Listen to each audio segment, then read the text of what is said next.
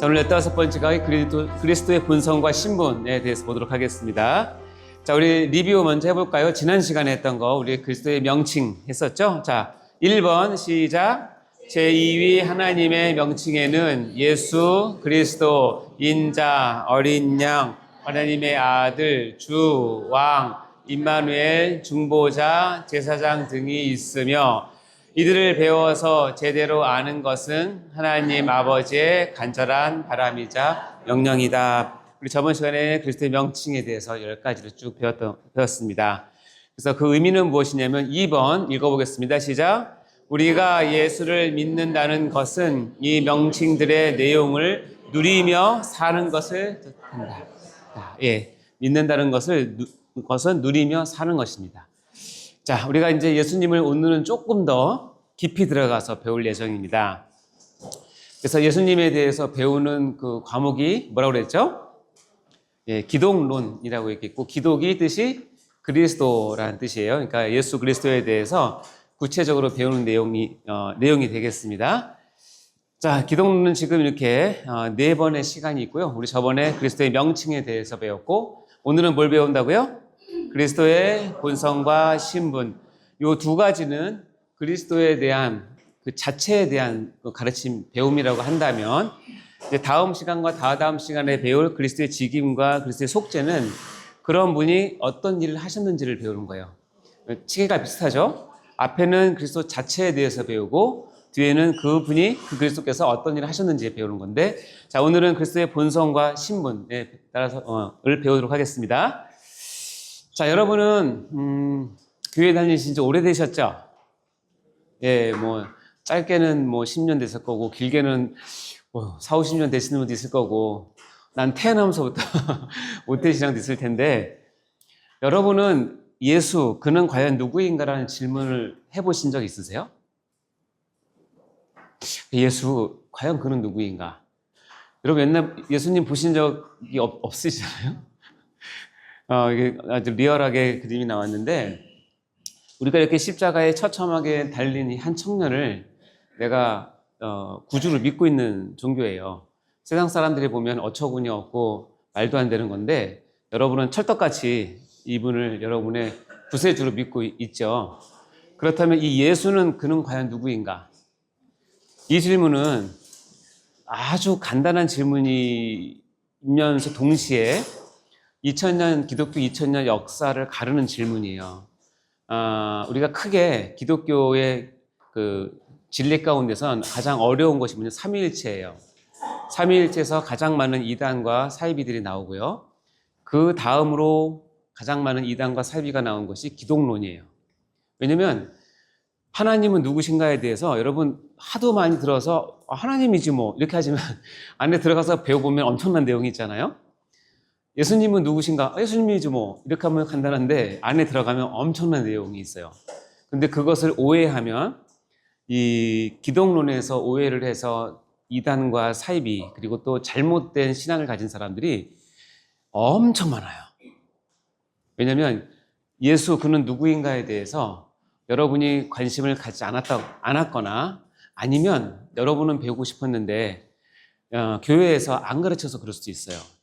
그러나 이 시간에는 예수 그는 과연 누구인가에 대한 정확한 여러분의 믿음을 확인하셔야 됩니다. 그래서 예수님 만나셔야 됩니다.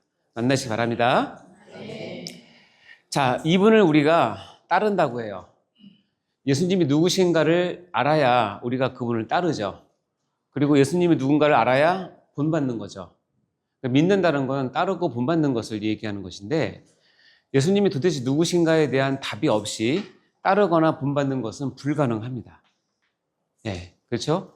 여러분이 어떤 누구랑 만약에 내가 평생을 같이 할 배우자를 선택하고 따라갈 때 그 사람이 누군가를 모르고 따라가면 큰 낭패를 보는 것과 똑같이 여러분이 예수를 믿고 따르고 본받는다고 했는데 그분이 누구인가에 대한 정확한 그 계시적인 지식이 없으면 반드시 여러분 실망하게 되거나 돌아서게 될 수 있어요. 자, 이렇게 예수님을 따르고 본받는다는 것을 우리가 제자도라고 얘기를 합니다. 나중에 우리가 구원론에 가서 마지막 분에 이 제자도에 대해서 깊이 있게 다룰 텐데, 예, 제자도의 가장 중요한 건 뭐냐면 내가 열심히 따라야겠다 이게 아니라 그분이 누구인가를 정확히 알아야 갈 수 있는 게 제자의 길이에요. 따라서 오늘 배우는 이 본성과 신분은 마치 어떤 거가 같냐면 내가 하나님을 알아야지 했을 때 하나님의 가장 깊은 삼위일체를 깨달았을 때 하나님에 대한 이해와 하나님에 대한 믿음이 더 깊어지고 우리말로 좀 고급스러워지듯이 예수 그리스도가 누구인지에 대한 것을 정확히 알려면 다른 파트도 중요하지만 그분의 본성과 신분을 정확히 아는 것이 굉장히 중요해요. 그래서 오늘은 다른 거 다 빼고요. 오직 우리가 그렇게 사모하는 예수님이 도대체 어떤 분이신지를 같이 묵상하는 시간이에요. 아시겠죠? 네. 그래서 오늘 알아드린 교환에 의하면 우리가 서론을 하는데 특히 이제 이 그리스도의 본성과 신분을 하기 위해서는 중보자라는 개념을 알아야 되기 때문에 중보자에 대해서 설명을 하고요. 다음에 이어서 그리스도의 본성, 그리스도의 신분 이렇게 이어서 하도록 하겠습니다. 오늘 강의를 한마디로 딱 표현하면 이 표로 다 정의할 수 있는데 여러분이 잘 못 들은 단어들이 있을까 봐 설명을 드립니다. 그리스도의 본성에는 그리스도, 예수님은 하나님이시다라고 하는 신성이 있고 그리스도의 본성에는 예수님은 인간이시다, 완전한 인간이시다라고 표현한 인성이 있어요. 그래서 예수님은 그 본성에 두 가지 신성과 인성을 가지고 계세요. 그래서 이것을 그리스도의 본성 또는 그리스도의 양성이라고 얘기해요. 양성은 두 가지, 신성과 인성이 한 몸에 있는 것을 얘기합니다. 그래서 신성과 인성이라는 말을 좀 이해하시고 다음에 이런 분께서 어떤 신분을 취하시는데 우리가 잘 안 쓰는 단어긴 해요. 교리 시간에만 쓰는 단어이긴 한데 여러분 비하라는 말 들어보셨어요? 비하. 비하는 뭐냐면 낮아진다는 뜻이에요. 그리고 자기 비하 뭐 이런 얘기를 하잖아요. 그리스도는 비하의 신분을 취하셨어요. 그래서 어떠냐면 계속 낮아지는 그 신분을 취하시는 것을 그리스도의 비하의 신분이라고 얘기를 하고 또 좀 어려운 단어인데 승기란 말 들어보셨어요? 승기? 승기는 뭐냐면 계속 올라가는 신분을 얘기하는 거예요. 그래서 그리스도께서 승기의 신분, 즉 높아지는 신분을 취하셨다라는 뜻이에요. 그래서 그리스도는 한 몸에 비하의 신분과 승기의 신분을 동시에 가지신 분이에요. 한 몸에 신성과 인성을 동시에 가지신 분이고 그래서 그리스도에 대해서 실은 우리가 정확히 아는 것은 실은 불가능할 수도 있어요. 왜냐하면 오늘 배우는 내용들은 신비에 가까운 얘기이기 때문에 우리 자연이나 우리 이성이나 우리가 그동안 배웠던 것을 가지고는 예수를 정확히 표현할 수 없어요. 마치 삼위일체가 우리가 자연계를 가지고 사물을 가지고 어떤 체계를 가지고 삼위일체를 표현할 수 없는 거랑 똑같이 예수님 자체를 표현하는 것은 한계가 있어요. 그러니까 여러분이 예수님을 그동안 너무 친숙하게 잘 알아오셔서 아주 잘한다고 생각하실 수 있지만 실은 이 기독교 교리 중에서 정말 어려운 부분이 뭐냐면 기독론이에요. 자, 그럼 한번 보도록 할게요. 그렇다고 너무 어려워하지 마세요. 제가 어렵게 가르치겠습니까? 알기 쉽고 하지만 믿음으로 받아들이셔야 돼요. 아시겠죠? 자, 여러분 여기 머리에 있는 안탄을 뽑으세요. 믿음의 안탄을 뽑으셔가지고 믿음으로 받겠다 생각하셔야 됩니다. 자, 이제 중보자를 볼까요? 우리가 예수님의 이름, 이 표 기억나실 거예요. 10가지의 이름을 쭉 했었고 특별히 오늘에 강조할 것은 뭐냐면 이 중보자라는 개념과 이로 인해서 나타난 직임인 제사장이라는 개념, 이 두 가지를 가지고 성자 하나님의 본성과 신분을 같이 이야기하려고 해요. 자, 예수님은 중보자이시고 대제사장이시다. 기억나시죠? 네, 자, 부탁하겠습니다. 중보자는 이겁니다. 하나님과 우리 사이에 유일한 연결끈이 되시는 분을 중보자라는 단어를 써서 합니다. 그래서 하나님과 우리 사이에서 유일한 연결끈은 예수 그리스도밖에 없는데요. 디모데전서 2장 5절 말씀 읽어보겠습니다. 시작. 하나님은 한 분이시요 또 하나님과 사람 사이에 중보자도 한 분이시니 곧 사람이신 그리스도 예수라. 분명히 하나님께서 선언하신 건 뭐냐면 하나님과 인간 사이, 사람 사이에 중보자가 누구예요? 한 분인데 누구냐면 그렇죠. 그리스도 예수예요.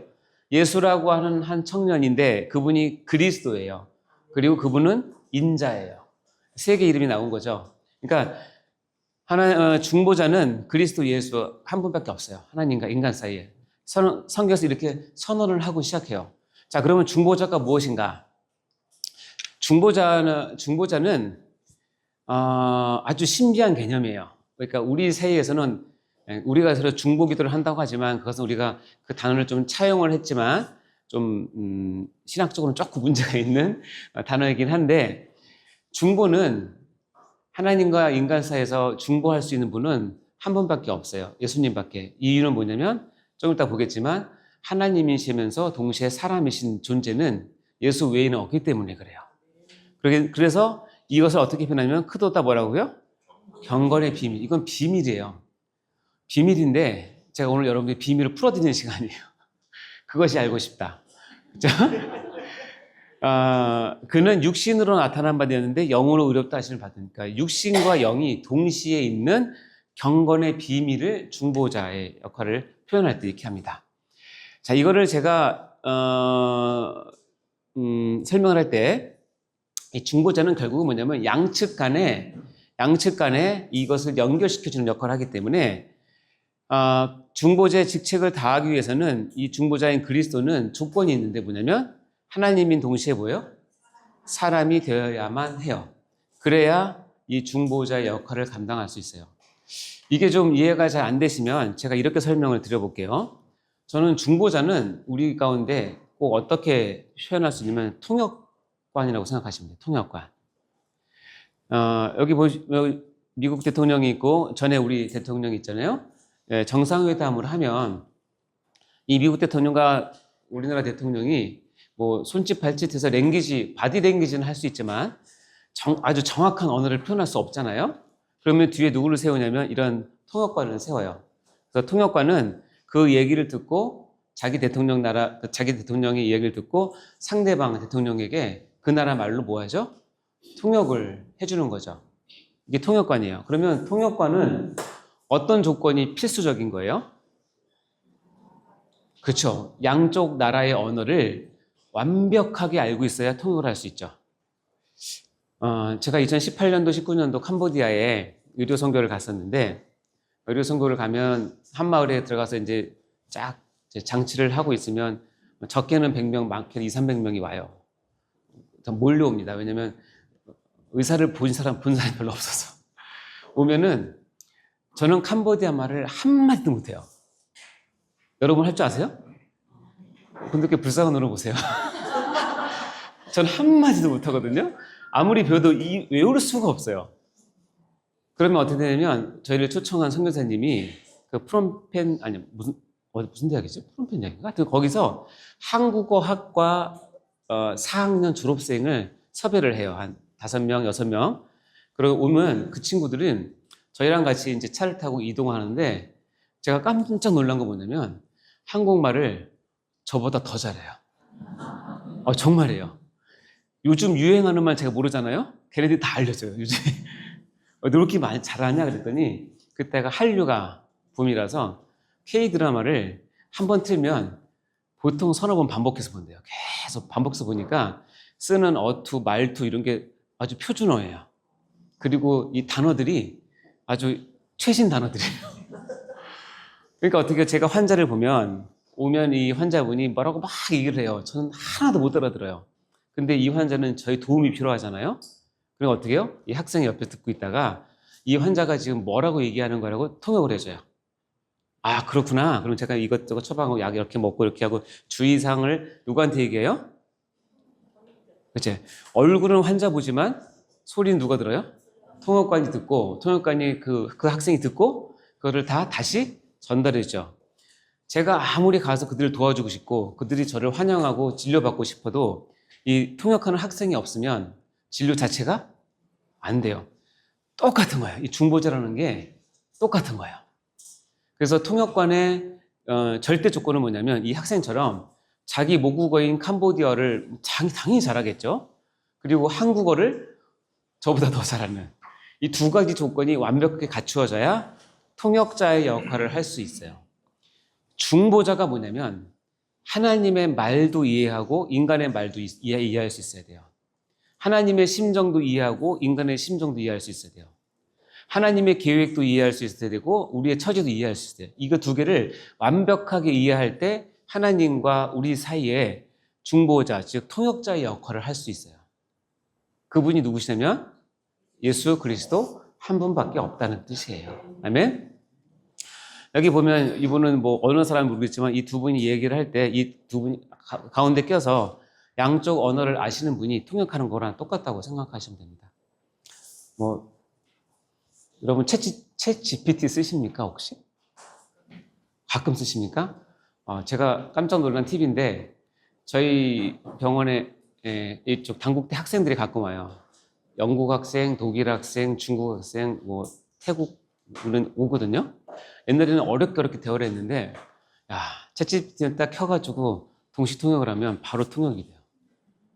와, 대단하지 않습니까? 이건 중요한 게 아니고 자, 이해되셨죠? 중보자가 뭔지? 그래서 예수님께서 이런 말씀하셨네요. 요한복음 시작. 예수께서 이르시되 내가 곧 길이요 진리요 생명이니 나로 말미암지 않고는 아버지께로 올 자가 없느니라. 언어에 보면 내가 곧 그 길, 그 진리, 그 생명이에요. 이 그자는 정과사기 때문에 바로 지정하는 그 하나라는 뜻이거든요. 내가 바로 그 길이고 그 진리고 그 생명인데 나로 말미암지 않고는, 이 말을 오늘 배운 거로 한다면 나를 통역하지 않고는 아버지랑 대화할 수 없어. 나를 거치지 않고는 아버지께 갈 수가 없어. 오직 나를 통해서만 하나님 아버지께 갈 수 있다라고 하는 거예요. 이게 예수님의 중보 사역을 가장 정확히 표현한 구절이에요. 자, 이 말씀이 이해되시죠? 자, 그러면 이제 이것을 바탕으로 해서 그리스도의 본성에 들어가도록 하겠습니다. 그러면 중보자가 되기 위해서는 이 본성이 중요한데, 그리스도의 본성은 아까 금방 얘기했지만 그리스도는 완전한 하나님이세요 도 맞고, 그리스도는 완전한 인간이세요 도 맞아요. 그래서 그리스도는 한 몸에 신성과 인성을 동시에 가지고 계신 분이다라는 뜻이에요. 이게 어떻게 가능할까요?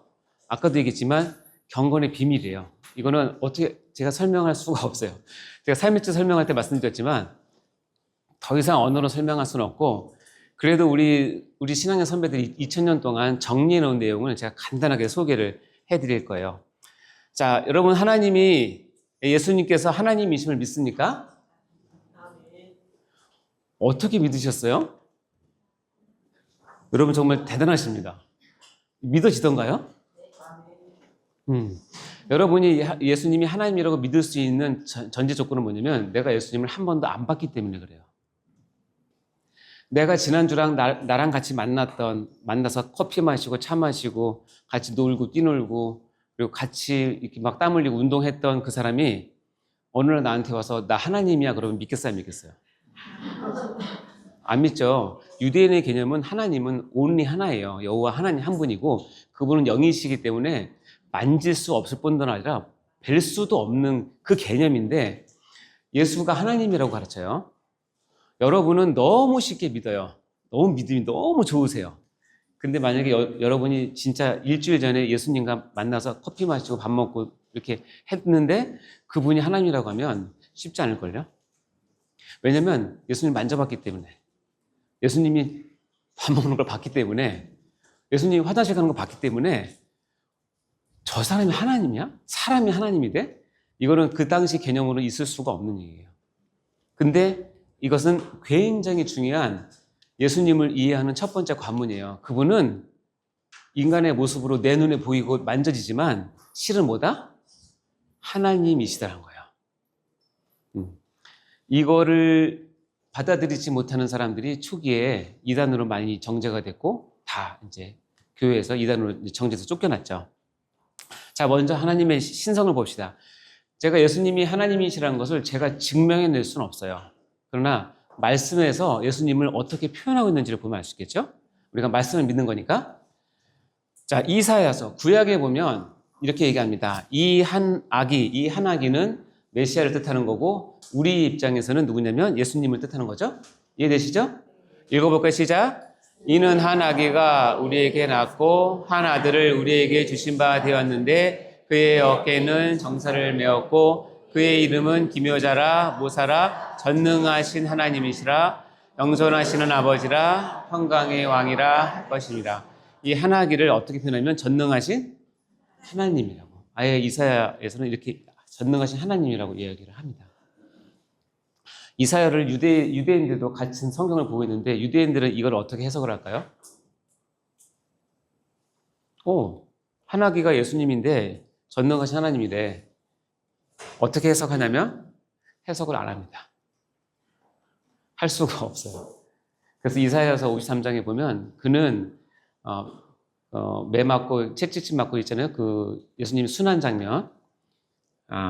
제가 어떤 영상을 봤는데 유대인들에게 그 이사야서를 읽게 해주고 이게 뭐예요? 라고 물어봤더니 다들 몰라요.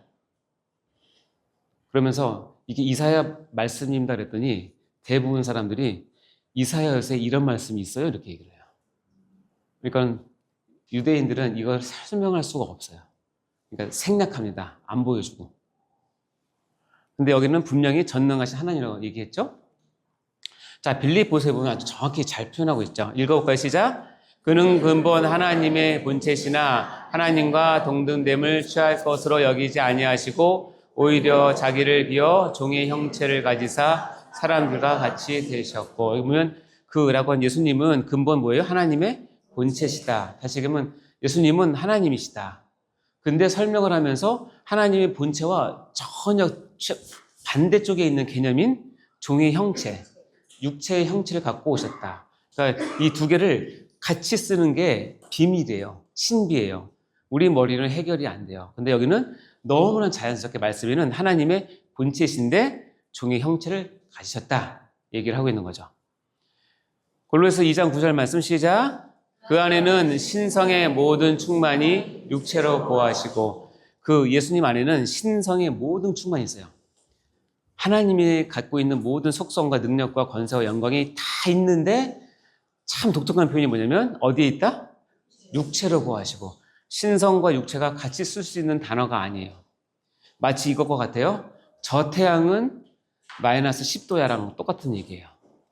있을 수가 없는 건데 예수님 안에서는 신비하게 이것이 해석이 되는 거예요. 그 안에는, 예수님 안에는 신성의 모든 충만이 뭘로 간다? 육체로 간다. 신성과 육체가 지금 같이 있는 거예요. 이렇게 표현하는 존재는 예수 외에는 없어요. 로마서의 사도 바울이 대놓고 얘기합니다. 조상도 그들의 것이요 육신으로 하면 그리스도가 그들에게서 났으니 그는 만물 위에 계셔서 세세에 뭐예요? 찬양을 받으실 하나님이시다. 예수는 찬양을 받으실 하나님이시다 라고 선언을 하죠. 자, 이렇게 보면 예수님이 하나님 맞죠? 아멘? 네. 여러분이 만나서 경험해서 무엇을 봐서가 아니라 성경 말씀에 예수는 하나님이라는 것을 여러 곳에서 얘기하고 있어요. 따라서 여러분은 예수님을 하나님이라고 고백을 하셔야 됩니다. 그것이 그리스도의 신성입니다. 하나님 대신. 자, 그러면 이제 볼까요? 반대로 그리스도는 완전한 인간이시다. 우리와 똑같은 인간이다라고 하는 그리스도의 인성을 보도록 하겠습니다. 여러분, 예수님이 인간이세요? 어떻게 아세요? 예? 태어나셔서? 이것만큼이나 이것도 어려워요. 왜냐면 그 당시 예수님이 태어났던 헬라 문화, 헬라의 그 가치관은 뭐냐면 신의 세계, 영의 세계는 선하고 아름답고 능력 있고 화려하고 오직 착한 것만 있다고 생각을 했고, 반대로 우리 눈에 보이는 육의 세계는 더럽고 추하고 제약이 있고 죄가 있다라고 생각했어요. 그래서 이 영과 육을 반드시 나누는 습관이 있었어요. 그래서 나온 게 이제 영지주의 이런 거잖아요. 영은 아름다운 것, 육은 더러운 것. 영은 하나님 것, 육은 인간의 것. 이런 개념이 있는데, 자, 예수님께서 하나님이시요. 하나님의 아들이시요. 그래, 내가 믿어. 근데 그분이 어떻게 육체로 올 수 있어? 그런 뜻입니다. 야, 어떻게 그 선하시고 착하시고 고귀하신 하나님이 이 더러운 육체를 입고 올 수 있어? 그래서 초기 이단 중에서는 이거를 강력하게 얘기를 많이 했어요. 그래서 많이 흔들렸어요. 초기 교회 때. 제가 지난주 수요일 날 설교 때 구레네 사람 시몬에 대해서 얘기했는데 혹시 들어보신 분 계신지 모르겠어요. 제가 그 자료를 찾아보니까 초기 그리스도의 인성을 부인하는 이단들은 구레네 시몬 그 사건을 어떻게 해석하는 줄 아세요? 구레네 사람 시몬이 예수님은 이 땅에 오셨는데 육체로 온 게 아니다. 근데 환영으로 보였을 뿐인데 사람이 계속 속고 있었다. 근데 마지막 결정적으로 십자가에서 못 박혀 죽으셔야 되는데 예수님께서 구원의 사원 시몬을 데려다가 그때 싹 바꿔치기를 해가지고 십자가에 못 박혀서 피 흘린 거는 구레네 시몬이라고 가르쳐요. 그리고 예수님은 몰래 빠져나와서, 영으로 빠져나와서 그것을 보고 웃으셨다라고 자기들끼리 가르친대요. 그게 초대교회 이단들이에요. 왜냐면 예수가 구세주의인데 육체로 오셨다? 이것은 이 헬라 문화로서는 이해가 되지 않는 거예요. 근데 성경은 강력하게 얘기합니다. 반드시 얘기하면 예수께서 십자가에서 죽으셨고 확실하게 죽으셨다. 그리고 피와 물을 흘리셨다. 얘기하시죠. 인간 되심을 얘기하는 거예요. 요한복음 1장 14절에는 아주 신학적인 표현이지만 요한은 이렇게 얘기합니다. 읽어볼까요? 시작. 말씀이 육신이 되어 우리 가운데 거하심에 우리가 그의 영광을 보니 아버지의 독생자의 영광이요 은혜와 진리가 충만하더라. 이 말씀은 로고스라고 얘기했고 로고스는 예수님의 별칭인데 그분이 어떻게 됐대요? 성자 예수님께서 육신이 되었다라고 아예 딱 규정을 해요. 육신이 되었다. 그러면서 초대교회는 예수님께서 육체로 오는 것을 인정하는 것이 공동체의 신앙의 순결을 지키는 척도로 쓰였어요. 왜냐하면 워낙에 반대가 심했기 때문에. 요한 1서에 보면 이렇게 되어 있습니다. 읽어볼까요? 시작. 이로써 너희가 하나님의 영을 알지니 예수 그리스도께서 육체로 오신 것을 시인하는 영마다 하나님께 속한 것이요 예수를 시인하지 아니하는 영마다 하나님께 속한 것이 아니니 이것이 곧 적그리스도의 영이니라. 오리라 한 말을 너희가 들었거니와 지금 벌써 세상에 있느니라. 요한일서가 쓰여질 당시 사도 요한이 교회에게 주신 편지 가운데 너희가 참 신자와 아닌 신자를 구별하는 방법은 뭐냐면 예수님께서 육체로 오시는 것을 믿고 시인하는 영은 하나님께서 보내신 영이고 예수님이 육체로 오는 것을 시인하지 아니하는 영은 적그리스도 영이라고 할 정도로 이 두 가지는 분명한, 예수는 육체로 오셨다. 여러분 다 시인하시죠? 네, 다 여기에 속한 줄 믿습니다. 성경에 보면 예수님께서 육체로 오셔서 자라는 과정을 쭉 많이 기록하지 않았어요. 특히 예수님의 유아 시절을 기록한 것은 이게 딱 두 구절밖에 없어요. 누가는 의사죠. 그러니까 소아과 의사였는지 모르겠는데 예수님이 자라며, 예수는 키와 지혜와 키가 자라며, 혹시 안 나오지 않습니까? 배터리가 제 생각엔 방전된 것 같은 생각이 듭니다. 그러네요. 안 가르쳤다. 죄송해요. 좀 빨리 갖다 주세요.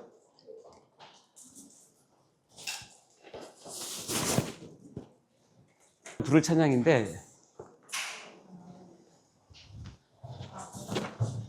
프리미엄 인생으로 갑시다. 자, 다시 말씀드리면 누가복음에서는 예수님이 자랐다는 표현을 통해서 예수님께서 실제로 우리의 육체의 성장 과정을 똑같이 겪으셨다는 것을 강조하고 있고, 그러면 예수님도 병에 걸리셨을까요? 네, 여러분이 걸렸던 감기, 몸살, 설사 다 걸리셨을 거라고 생각합니다. 왜냐하면 이사야에서 보면 예수님을 표현하면서, 메시아를 표현하면서 그는 우리의 질고를 아는 자라고 됐어요. 질고가 뭐냐면 질병으로 인한 고통을 얘기하는 거예요. 그렇기 때문에 그분은 이 땅에 진짜 인간으로 오셔서, 사람으로 오셔서 똑같이 자라가셨고 똑같이 고난을 받으셨다는 걸 우리가 알 수 있죠. 그러나 이제 예수님께서 그러니까 사람이심을 강조할 때 반드시 빼먹지 말아야 될 것이 뭐냐면 그리스도는 완전한 인성을 가진 인간이 되셨지만 우리와 차이점이 딱 하나 있는데 뭐예요? 옆에? 그러나 죄는 없는 인간이에요. 죄가 없는 인간은 예수님밖에 없어요. 아멘? 히브리서에 보면 우리에게 있는 대제사장, 이 대제사장은 누구를 얘기하는 거죠? 예수님의 아까 봤잖아요. 10번째 명칭이잖아요. 대제사장은 우리의 연약함을 동정하지 못하실 리가 아니요 모든 일에 우리와 똑같이 시험을 받으신 이로되 뭐요? 죄는 없으세요. 그게 가장 큰 차이예요. 따라서 예수님은 죄가 없이 이 땅에 태어나셨고 모든 율법을 완벽하게 지키심으로 죄가 없으셨어요. 그것이 이제 예수님 우리와의 차이점이에요. 단 하나의 차이점. 자, 그런데 고린도후서에 보면 읽어봅시다. 시작. 하나님이 죄를 알지도 못하신 이를 우리를 대신하여 죄로 삼으신 것은 우리로 하여금 그 안에서 하나님의 의가 되게 하려 하십니다. 자, 성부 하나님께서 죄를 알지도 못하시니, 이게 누구냐면 예수님이죠. 자, 죄를 알지도 못하신 이를 나를 대신해서, 우리를 대신해 뭐로 삼으셨대요? 죄 자체 덩어리로 삼으셨다는 거예요. 여러분이 예수님이라면 얼마나 억울할까요? 여러분이 하지 않는 일을 누가 만약에 했다고 뒤집어 씌워서 여러분을 막 공격하고 핍박하고 불이익을 주면 여러분 마음이 어때요? 예? 지옥 같죠? 막 분하죠? 내가 반드시 원수 갚으리라 그러죠? 제가 아까 중학교 1학년 때, 이 간증은 잘 안 하는데, 중학교 1학년 때 학기 초에, 중학교 1학년 때 전 교복을 입었는데, 그쵸, 장로님? 우리 교복 입었지? 저랑 동기세요. 최진경 장로님.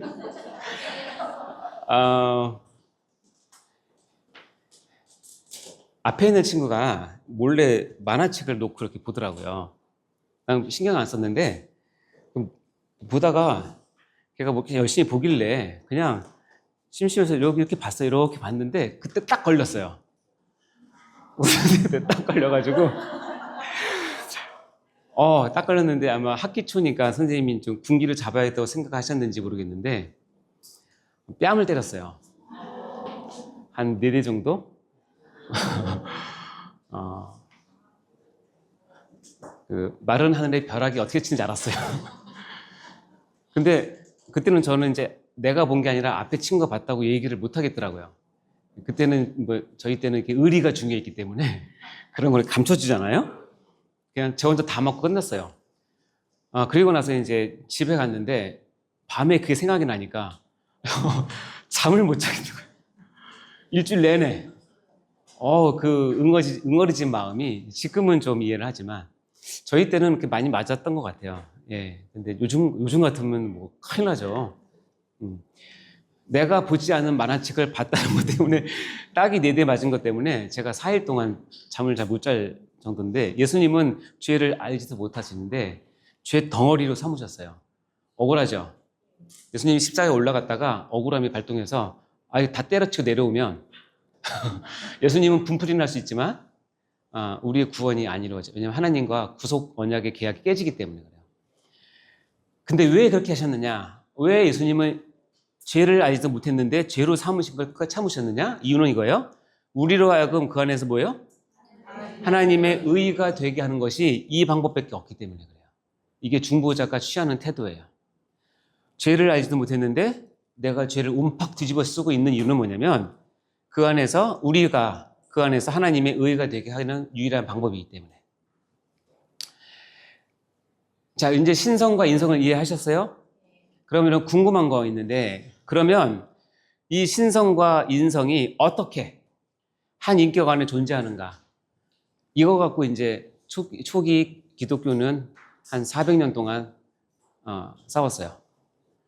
도대체 예수님은 신이야? 하나님이셔? 네. 인간이야? 네. 근데 어떻게 둘이 같이 있어? 이게 해결이 안 되는 거예요. 근데 결론은 그리스도의 이성 일인격으로 얘기를 해요.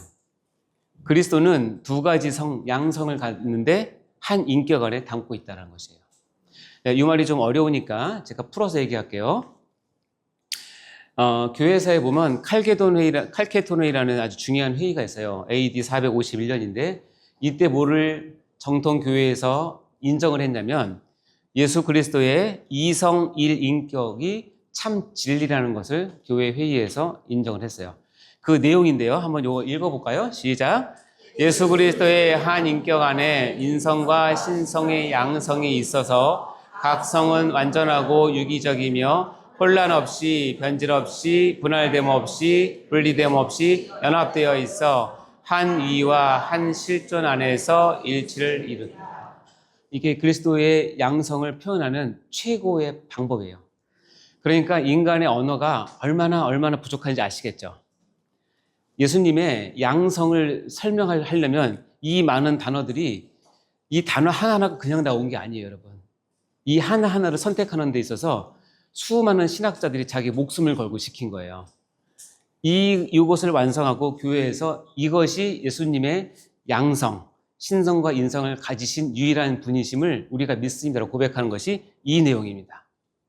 그래서 이것이 지금까지도 우리에게 동일하게 역사하고 있고, 이것을 어기면서 그리스도를 표현하는 것은 이단으로 정죄를 합니다. 저 그리스도는 두 가지 성품이 한 인격 안에 있다. 어떤 방법으로? 여기 보면 혼란 없이, 변질 없이, 분할됨 없이, 분리됨 없이 연합되어 있어서 일치를 이룬다라고 얘기를 합니다. 이게 칼케돈 회의에서 정의된 그리스도의 양성 교리를 정리한 건데요. 이것이 이제 1600년대에 가면 우리 장로교에서 가장 중요시하게 생각하는 웨스터민스터 신앙 고백서에 이렇게 표현되어 있습니다. 같은 내용인데 조금 더 편하게 다루었죠. 자, 여기 있는 거 교환에 있으니까 읽어보시고, 이게 내가 믿는 예수님의 양성을 표현하는 표현 방법이구나 하면 아시면 됩니다. 자, 큰 소리 읽어볼게요. 시작. 이와 같이 온전하고 완전하고 독특한 신성과 인성은 서로 분할될 수 없게 경 안에 결합되어 변질되거나 혼란되거나 혼돈될 수 없게 되었다. 이분은 참 하나님인 동시에 참 사람이며 한 분인 그리스도시요 하나님과 사람 사이에 있을 유일한 중보자이시다. 자, 이것이 이제 완성된 그리스도에 대한 우리의 고백입니다.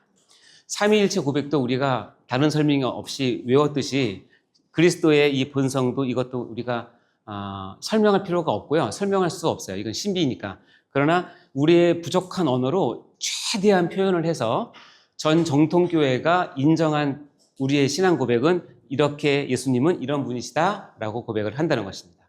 아시겠죠? 그래서 예수님은 단순히 이웃집에 사시는 착한 아저씨 정도가 아니라 그분은 신비하신 분이세요.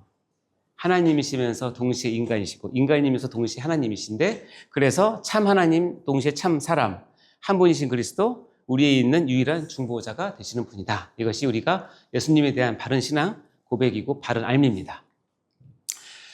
자, 이게 또 교리를 얘기하니까 좀 졸리신 분이 계셔서 자, 그런데 이렇게 그리스도 양성이 왜 필요했는가?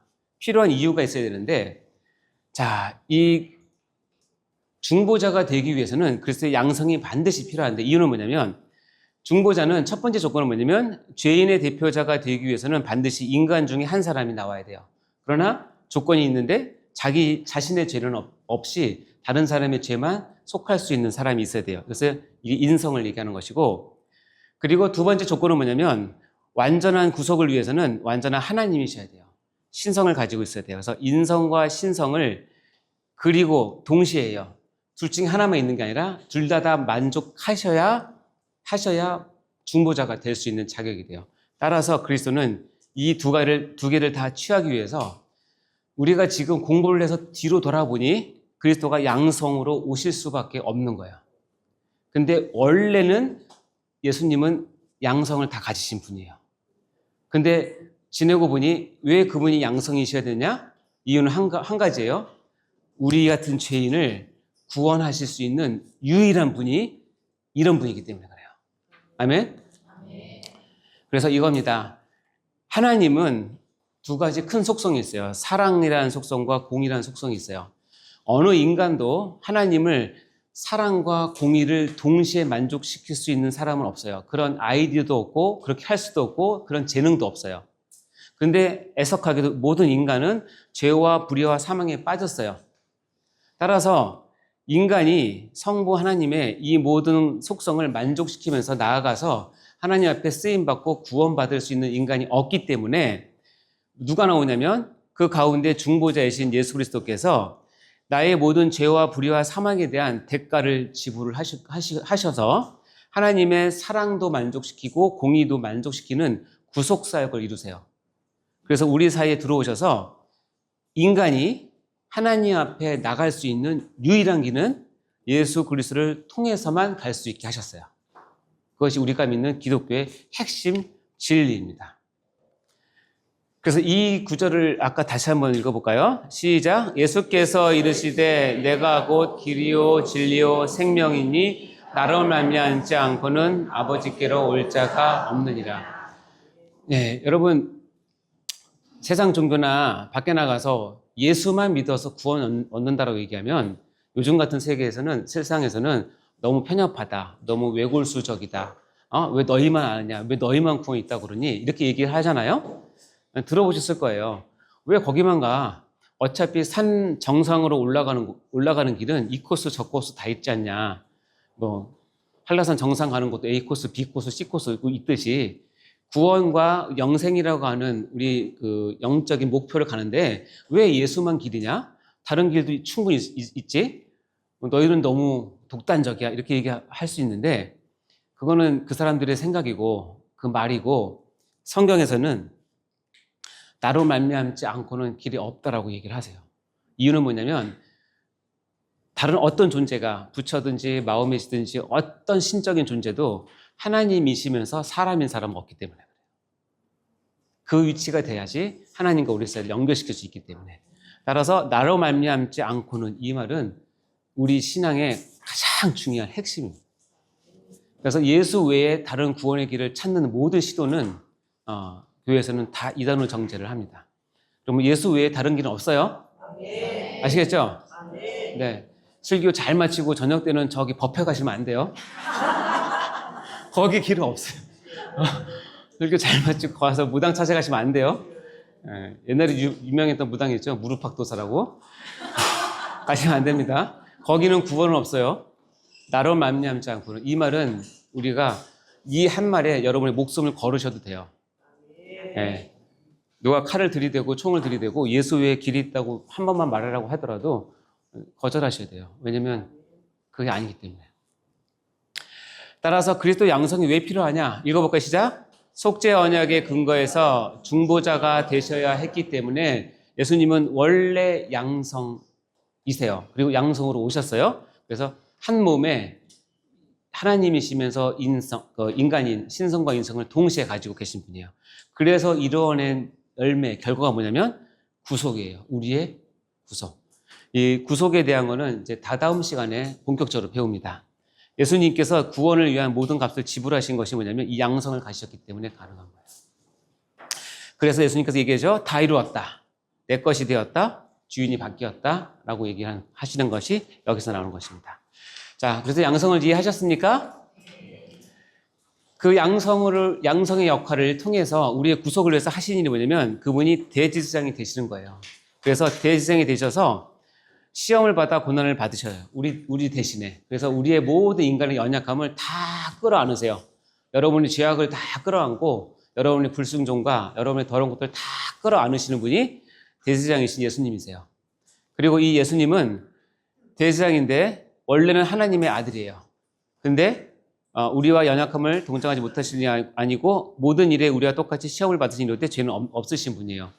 그래서 이루어놓은 것이 뭐냐면 우리로 하여금 은혜를 얻기 위해서 은혜의 보좌 앞에 담대히 나가는 길을 여신 거예요. 은혜의 보좌가 뭐냐면 하나님께서 은혜를 베푸시는 곳. 구약적으로 따지면 시온좌라고 얘기를 하고 구약 성경으로 따지면 성막 안에 있는 법궤 위에 덮고 있는 그 뚜껑이 거기가 시온좌예요. 하나님이 계신 곳이라고 여겼어요. 유대인들은. 은혜의 보좌 앞에 나간다. 다시 얘기하면 하나님의 면전 앞에 나간다. 하나님의 인재 가운데 들어간다. 우리말로 하면 예배 가운데 여러분이 들어간다. 같은 말이에요. 그렇게 할 수 있는 게 뭐냐면 그분이 대제사장으로 오셔서 하나님의 아들이면서 동시에 우리 연약함을 체휼하신 인간이시기 때문에 우리에게 은혜의 보좌 길로 나갈 수 있는 길을 열어주시는 자격이 주셨다. 이런 얘기입니다. 자, 이해하셨습니까? 네, 그럼 제가 퀴즈를 낼까요? 여러분 잘 이해하셨나? 자, 책 다 집어넣고 시험 봅시다. 잠깐 퀴즈를 하는데 예수님이 양성, 본성이 신성과 인성을 다 갖고 계시잖아요. 그의 모든 삶에도 그렇게 드러나는데 볼까요? 여러분 혈루증 여인 사건 아십니까? 12해를 혈루증으로 알아온 한 여인이 있었어요. 많은 의사에게 많은 괴로움을 받았고 가진 것도 다 허비했는데 아무 효용이 없어서 더 중해졌대요. 제가 의사로서 참 미안한 마음이 있어요. 많은 괴로움을 받았대요. 어떻게 해요? 다 허비를 했어요. 그러던 차에 예수의 소문을 듣고 예수님이 자기의 마을 지나가는 소문을 듣고 무리 가운데 끼어서 뒤로 와서 그의 옷에 손을 댔어요. 그렇게 할 때까지 이 여인의 믿음은 뭐냐면 내가 예수님의 옷에 손을 대어도 구원을 받을 거라고 생각을 했어요. 믿었어요. 근데 희한한 일이 발생이 됐어요. 많은 사람이 애워싸는 가운데 이 여자가 손을 딱 댔는데 그때 이 여자가 혈루 근원이 마른 것을 몸으로 깨달았어요. 바로 즉시로. 혈루가 뭐냐면 부정출혈이에요. 자궁출혈을 얘기하는 것이고 12회를 했어요. 12회를. 근데 딱 되는 순간 자기의 자궁출혈이 멈췄다는 것을 몸이 바로 알았어요. 병이 나은 줄 몸이 깨달았어요. 대단하죠? 대단한 기적입니다. 근데 예수님께서 그 능력이 자기에게서 나가는 줄을 스스로 아셨어요. 딱 됐는데 떨린 거예요. 뭐 나갔네? 아시고 무리를 딱 돌이켜서 말씀하시는데 얘들아 누가 내 옷에 손을 대었느냐 하니까 제자들이 아유 예수님 지금 무리가 에워싸 미는 것을 보시면서 누가 손을 댔느냐고 물으시면 어떡합니까? 이 당시 예수님은 슈퍼스타였기 때문에 예수님 가시는 곳에는 수많은 인파들이 따라다녔어요. 정말 예수님 한번 만져보고 하려고. 근데 예수님께서 어떻게 해요? 그거 아니거든? 그러면서 예수께서 이 일 행한 여자를 보려고 둘러보셨어요. 찾으셨어요. 근데 여자가 이제 어떻게 생각했냐면 걸렸다 생각한 거예요. 그쵸? 여자가 자기에게 이루어진 일을 알고 두려워하여 떨며 와서 자기에게 이루어진 일을 알고 두려워하여 떨며 와서 그 앞에 엎드려서 모든 사실을 여쭈었어요. 질문이 있는데 왜 여자는 두려워하며 떨며 왔을까요?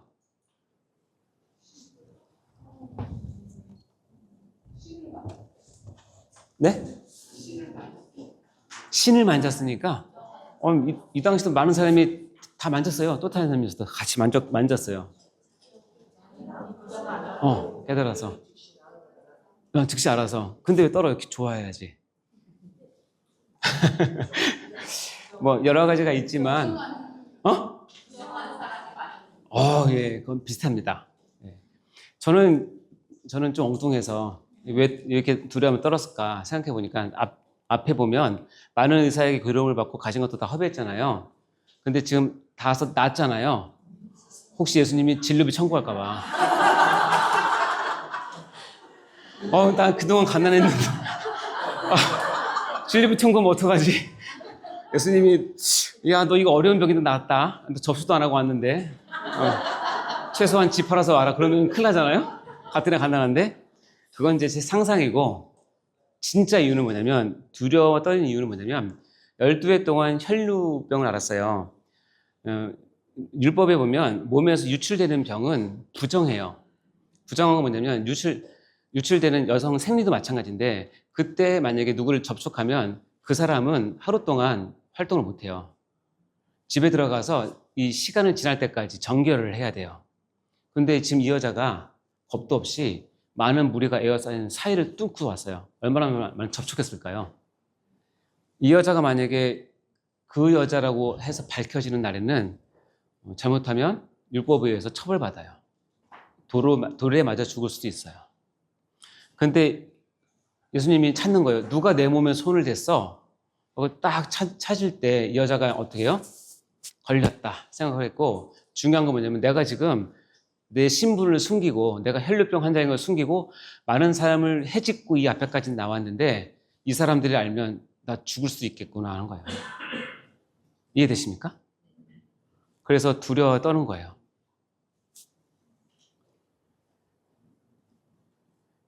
진료비는 아닙니다. 근데 예수님의 대답이 딸아 내 믿음이 너를 구원했으니 평안히 가라 하여 내 병에 놓여 건강할지어다 선언을 하셨어요. 완벽한 치료를 하셨어요. 자, 그럼 여기에 있는 말씀 가운데 예수님께서 이 구절을 보니 예수님 진짜 하나님이시네 라고 얘기할 수 있는 구절은 어떤 것이 있을까요? 이 구절 가운데 이걸 보니 예수님은 하나님이시다. 신성이 있다. 그렇죠. 대단하십니다. 그 능력이 자기에게서 나간 줄을. 그렇죠. 이거 하나님만 할 수 있는 거잖아요. 자, 그러면 이 구절 가운데 참 예수님은 사랑 많으신, 긍휼 많으신 인간이셨구나 느낄 수 있는 단어는 뭘까요? 그래요. 따라예요, 따라. 이유는 뭐냐면 이 여자는 12년 동안 일단은 가정생활이 안 돼요. 사회생활이 안 돼요. 직장생활도 안 되고 예배도 못 드려요. 아무것도 못 해요. 12년 동안 고립되는 사람이에요. 왜냐면 부정출을 하기 때문에. 만약에 자기 아이가 있어도 아이에게 밥을 해서 줄 수가 없어요. 밥을 해서 만져서 주면 그것이 아이에게 부정이 타기 때문에. 남편이 있다면 남편과 정상적인 생활을 할 수가 없어요. 남편이 부정 타기 때문에. 가정에서 고립되어야 되고, 당연히 회사를 다녔겠어요? 당연히 성전에 갔겠어요? 아무것도 못하는 거야. 그 이 여자는 12년 동안 하나님 너무하시지. 내가 이스라엘 한 백성인데 나를 완전히 고립시켜서 나에게 모든 것을 뺏어가시는구나 하고 생각하지 않았겠어요? 그러니까 이제는 어느 누구도 이 여자에게 친근한 언어, 친근한 단어, 호칭을 붙일 수가 없어요. 게다가 따라라는 말은 상상할 수 없는 거예요. 그런데 예수님께서 지금 뭐라고 불러요? 따라라. 저는 확신컨대 이 여자가 손을 대서 손을 대서 나은 것 때문에 너무 놀라고 눈물을 흘릴 수 있지만 진짜 감격해서 통곡한 거는 이 말을 들었을 때라고 생각해요. 내가 회복됐구나. 내가 이제 아이를 볼 수 있구나. 내가 가정생활을 할 수 있구나. 내가 성전에 가서 예배드릴 수 있구나. 내가 이제 시장 마트에 가서 살 수 있구나. 장을 볼 수 있구나. 이게 다 포함된 말이에요. 근데 이걸 어떻게 아시냐면 예수님이 인간이시기 때문에 아시는 거예요. 따라 내 믿음이 너를 구원했으니. 너무나 예수님 멋지지 않습니까? 예수님은 본성이 신성과 인성을 같이 가지신 분인데 사역에도 똑같이 하세요. 진짜 퀴즈냅니다. 이 사건은 바로 이어서 나오는 사건이 뭐냐면 회당장의 집 딸이 죽었어요. 여러분 다 아실 거예요. 실은 이 집에 가다가 12의 혈류병 걸린 여자를 만난 거거든요. 근데 지체하는 시간 사이에 회당 집 딸이 죽었어요. 그러니까는 아이고 이제 선생 더 괴롭게 하지 마세요. 이제 죽었습니다. 라고 연락이 왔어요. 그러니까 예수께서 회당장에 이르시되 두려워하지 말고 믿기만 하라 하고 쭉 가서 사람들이 울며 신음이 통곡함을 보시고 들어가서 그들에게 이르되 너희가 어찌하여 떠들며 우느냐 라고 얘기하시면서 이 아이가 죽은 게 아니라 잔다라고 얘기를 했어요. 그러니까 그들이 뭐예요? 왜냐하면 죽었기 때문에. 죽었는데 비웃어요. 그러니까 다 내보내신 후에 부모와 자기가 같이 함께한 자들을 데리고 아이 있는 곳에 들어가서 유명한 퍼포먼스를 합니다. 이 죽은 아이의 손을 잡고 뭐라고 얘기하죠? 달리다굼, 아람어예요. 뜻이 뭐냐면 소녀야 일어나래요. 달리다굼 하니까 이 소녀가 벌떡 일어났어요. 죽었는데 일어났어요. 소녀가 일어나다 하십니다. 소녀가 곧 일어나서 걸었어요. 나이가 12살이라 참 재밌는 아이러니인데 이 아이는 12살이고 아까 그 혈류병 여인은 12년 동안 좀 매치가 있을 것 같아요. 사람들이 곧 크게 놀라거늘 당연히 놀랄 수밖에 없죠. 예수께서 이 일을 아무도 알지 못하게 하라 하고 그들을 많이 경계하시고 이에 소녀에게 먹을 주라 하시나고 끝나요. 자, 여기 나와 있는 여기 이 PPT 안에 말씀 가운데 이거를 보니 예수님은 정말 하나님이시네. 신성이 충만하네라고 느낄 수 있는 단어가 뭐예요? 그렇죠. 이제 공부를 잘하시는데 우등반인 것 같아요. 달리다굼. 왜 달리다굼 했는데 이 아이가 살아났어요. 여러분 달리다가 오면 애들 일어나요? 여러분 집에 있는 중고등학교 학생들 가서 잠 깨울 때 안 일어나잖아요. 달리다가 해보세요. 일어나요? 왜 안 일어나냐면 여러분이 신이 아니니까. 달리다가 했는데 진짜 일어났어요. 손이 일어나라. 그럼 이 구절에서 정말 예수님 사랑이 많으시네. 긍휼이 많으시네. 우리 마음을 너무 잘 아시냐고 느낄 수 있는 단어가 뭘까요? 어떻게 하십니까? 먹을 것을 주라요. 여러분 심하게 몸살, 감기, 코로나, 독감 앓고 나서 내 몸이 나았다고 딱 느껴질 때 처음 오는 사인이 뭐예요? 그럼 어디로 가죠? 냉장고를 열죠. 이거는 인지상정이에요. 인지상정이에요. 진짜로. 감기를 앓고 다 나았을 때 몸의 면역이 확 회복되면 바로 돌아오는 게 뭐냐면 식욕이 돌아와요. 이 소녀는 죽을 만큼 아팠죠. 진짜 죽었죠. 완벽하게 일어났죠. 그럼 이 소년을 만든 창조주 하나님이 뭘 하냐면 이 얘는 지금 뭐하다? 배고프다는 걸 아는 거야. 먹을 것을 좋아. 첫 번째 말씀이에요. 예수님 너무 멋있잖아요? 소름이 안 끼칩니까? 그래서 여기 뭐냐면 주님은 그 본성상도 신성과 인성이 함께 있는 분이지만 그의 모든 나타내는 인격과 사역과 모든 일에도 신성과 인성이 어떻게 해요? 동시에 나타나십니다. 아멘? 따라서 여러분께 도전을 드리겠습니다. 여러분 예수님을 믿으십니까? 그리고 예수님을 따르십니까? 예수님을 위해서 사역을 하십니까? 그렇다면 여러분은 사명자인데 사명자인 나는 이것을 어떻게 적용해서 사역을 해야 할 것인가 생각을 해보셔야 돼요. 어떤 사명자는, 어떤 목사님은, 어떤 전도사님은 신성에 너무 치우쳐요. 그냥 아주 홀리해요. 내가 칼 같아요. 말씀도 지켜야 되고 율법적이고 그냥 아주 칼 같아요. 그건 좋지만 이 예수님이 인성이 따라가지 않으면 그 사역의 열매가 없어요. 반대로 어떤 사역자는 인성이 너무 좋아요.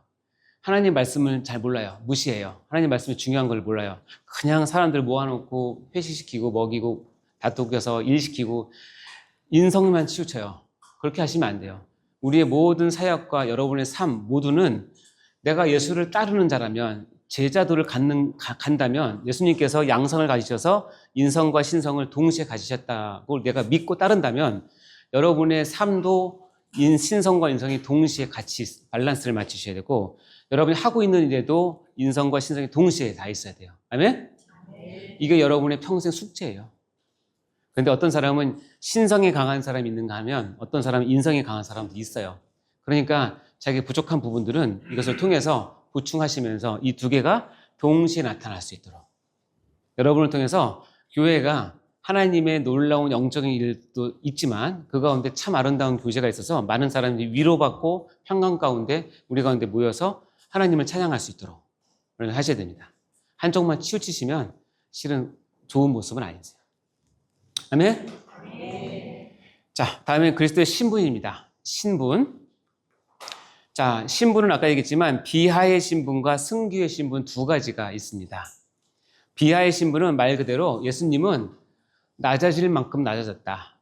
끝까지 낮아졌다는 의미이고 반대로 승귀의 신분은 예수님은 높아질 만큼 높아졌다. 끝까지 높아졌다는 신분이에요. 이겁니다. 여러분 그림이 나오죠? 보면 U자형으로 되어 있어요. 비하의 첫 출발은 뭐냐면 그리스도께서 이 땅에 오신 성육신이 비하의 첫 출발이에요. 하늘 보좌를 버리고 원래 하나님이셨던 그분이 육신의 몸을 입고 이 땅에 오신 성육신이 비하의 첫 출발이에요. 그래서 성육신은 너무너무 중요한 내용이에요. 저번에 했기 때문에 오늘 넘어가고요. 이렇게 오신 분이 어떻게 해요? 순환을 받으세요. 채찍질 맞으시고 침뱉음을 당하시고 모욕을 당하세요. 그러다가 어떻게 해요? 죽었어요. 예수님이 신이 죽었다는 건 여러분 이해가 되십니까? 예수님이 하나님이신데 죽으셨어요. 신과 어울리지 않는다는 죽음인데 실제로 죽으셨어요. 거기다가 장사되셨어요. 성육신부터 순환, 죽음, 장사까지를 비하의 신분을 취하셨다라고 교리적으로 얘기를 해요. 낮아지는 신분을 취하셨다. 반면에 이 낮아진 신분에서 다시 역전을 해가지고 그리스도께서 부활하세요. 승천하세요. 하나님 보좌 우편에 앉으세요. 그리고 언젠가 이 땅에 재림하세요. 이런 신분을 취하는 것을 승귀의 신분을 취했다라고 얘기를 해요. 그래서 비하의 신분이 낮아지고 승귀의 신분으로 올라가는 것을 그리스도의 신분이라고 얘기를 해요. 이해되셨습니까? 자, 그럼 볼까요? 비하의 신분, 낮아진 신분은 이 네 가지예요. 그리스도의 성육신, 그로 인한 순환, 그리스도의 죽음, 그리스도의 장사. 하나님이셨던 그분이 인간의 몸을 입고 와서 순환당하시고 죽으시고 장사되는 그 모든 낮아지는 과정을 비하의 신분을 취하셨다라고 얘기를 합니다. 특별히 여기서 이제 제가 여러분께 강조하고 싶은 것은 이거를 하나씩 다 해야 되는데 시간이 없기 때문에 오늘은 죽음만 얘기할게요. 그리스도의 죽음. 여러분께 질문할게요. 왜 예수님은 꼭 십자가에서 죽으셔야만 했을까요? 가장 비참하게 맞아요. 말씀을 이루려고. 예, 맞아요. 죽는 방법은 수십, 수백, 수천 가지예요. 그렇죠? 목베임을 당해 죽을 수도 있고 물에 빠져 죽을 수도 있고 목졸라 죽을 수도 있고 화형당할 수도 있고 칼에 찔려 죽을 수도 있고 수많은 죽음 가운데 왜 예수님은 굳이 십자가에서 죽으셔야만 했는가요? 그 이유는 아까 얘기했지만 말씀 때문에 그래요. 신명기 21장 23절 여러분 다 아시는 말씀이에요. 그 시체를 나무 위에 밤새도록 두지 말고 그날에 장사하여 내 하나님 여호와께서 내게 기업으로 주시는 땅을 더럽히지 말라. 나무에 달린 자는 하나님께 저주를 받았습니다. 이 당시 배경은 그 유대인들은 나무에 달려 죽은 사람은 하나님의 뭘 받은 사람이다? 저주를 받은 사람이에요. 그러니까 이 사람이 아무리 훌륭한 학자고 아무리 훌륭한 선지자고 아무리 훌륭한 제사장이고 아무리 의인이고 아무리 착한 일을 했는데 마지막 죽음이 나무에 달려 죽으면 그 사람의 모든 인생은 저주받았다고 판결이 되는 거예요.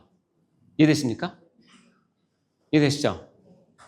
그래서 예수님께서 어떻게 하시냐면 읽어볼게요. 시작. 갈라디아서 시작. 그리스도께서 우리를 위하여 저주를 받은 바 되사 율법 저주에서 우리를 속량하셨으니 기록된 바 나무에 달린 자마다 저주 아래에 있는 자라 하였습니다. 우리를 위해서 저주를 받는데 저주받는 표징으로 뭐 했냐면 나무에 달려서 나무 십자가에 달려 죽은 거예요. 이거 뒤집어서 생각하면 예수님은 왜 반드시 십자가에 죽으셔야 되냐면 예수님 당시에 제사장들은 예수가 메시아라는 것을 밝히고 싶지 않았고 믿지 않았어요. 그러니까 이 예수를 한 방에 뒤집을 수 있는 방법은 뭐냐면 이 예수가 죽는 방법이 나무에서 죽으면 모든 게 끝이에요. 유대인의 관점에서는 저 사람이 아무리 죽은 사람을 살리고 착한 일을 하고 오병이어의 기적을 일으키고 좋은 말을 많이 해도 마지막 죽음이 나무 십자가에 달려 죽은 거는 신명기 말씀에 의하면 하나님의 저주를 한 몸에 받은 사람이라고 낙인 찍히기 때문에 유대 사회에서는 더 이상 이 사람이 의인으로 취급될 수가 없어요.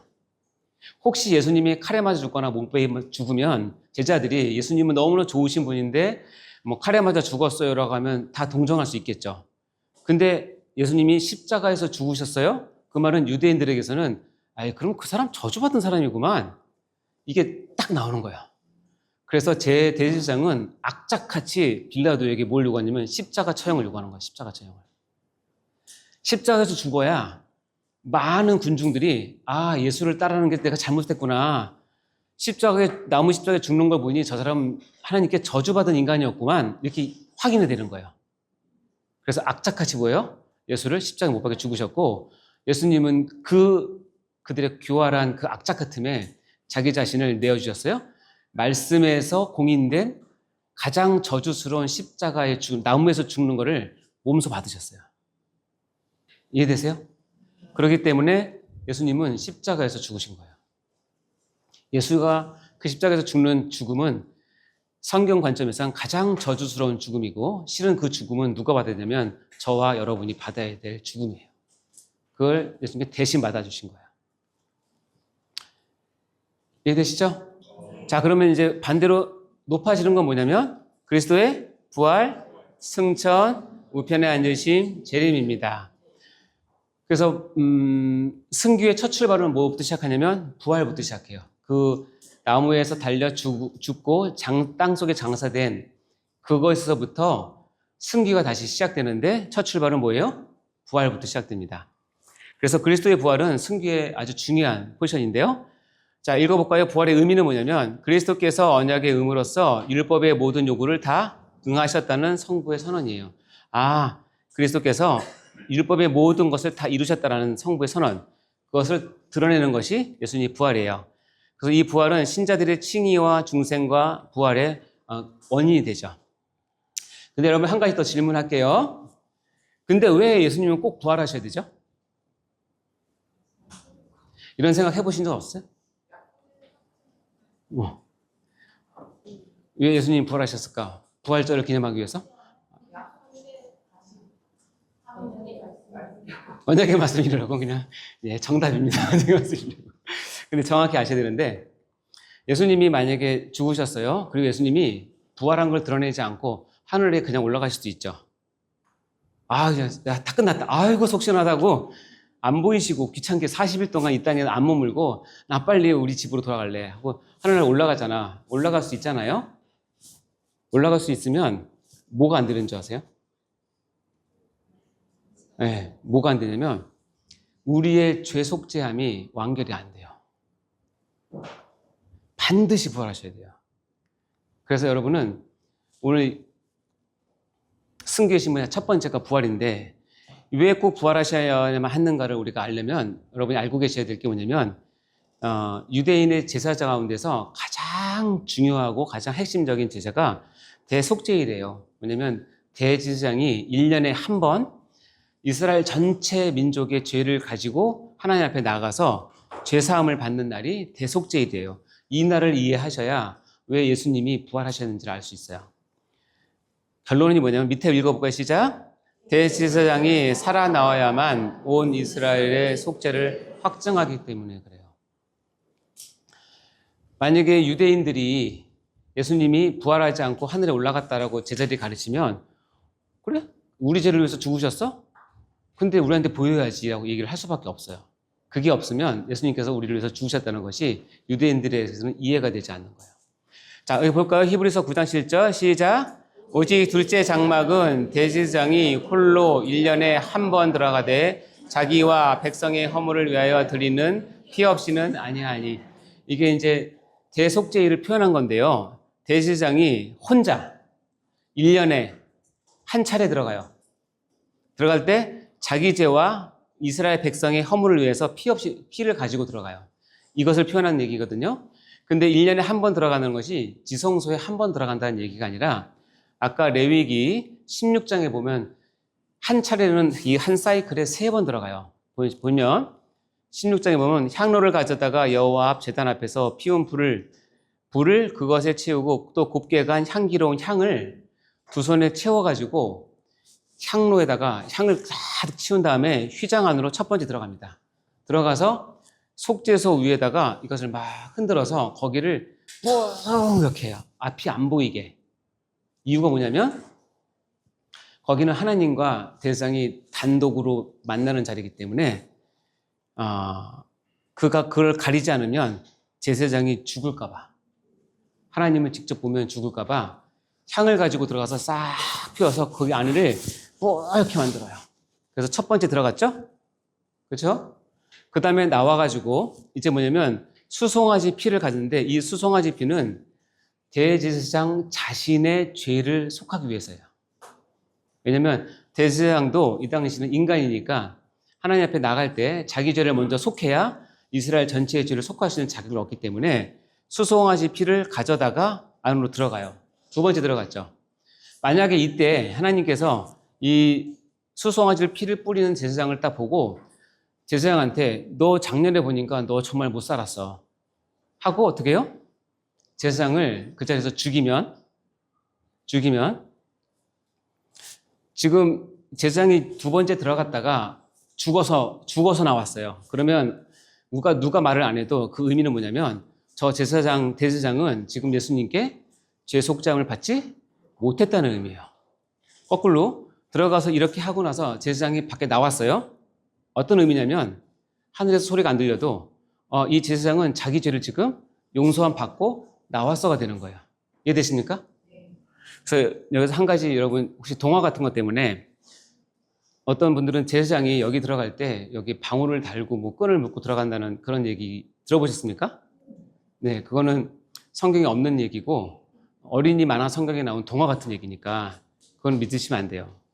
왜냐하면 대속죄일은 제사장이 평소에 입던 대제사장 예복을 입고 들어가는 게 아니에요. 거기에는 방울도 있고 보석도 있고 그렇기 때문에 쩔렁쩔렁 소리가 나지만 이 앞에 보면 대속죄일은 대제사장이 세마포 속옷 하나만 입고 들어가요. 소리 날 게 없어요. 그래서 미드라시나 그런 데 보면 대제사장이 들어가서 움직이는 소리를 밖에서 귀 맑은 새에 들어요. 그러다가 발자국 소리가 한동안 안 들리면 죽었구나 생각하는 거예요. 그러면 사람들이 뒷걸음질 해 들어가서 그 시체를 끌고 나와야 돼요. 그러면 제가 다시 뽑아서 다시 해야 돼요, 그 일을. 그러니까 그것은 아니에요. 그렇게 믿으시면 안 돼요. 자, 두 번째 들어갔죠? 이해되셨습니까? 잘 따라오시죠?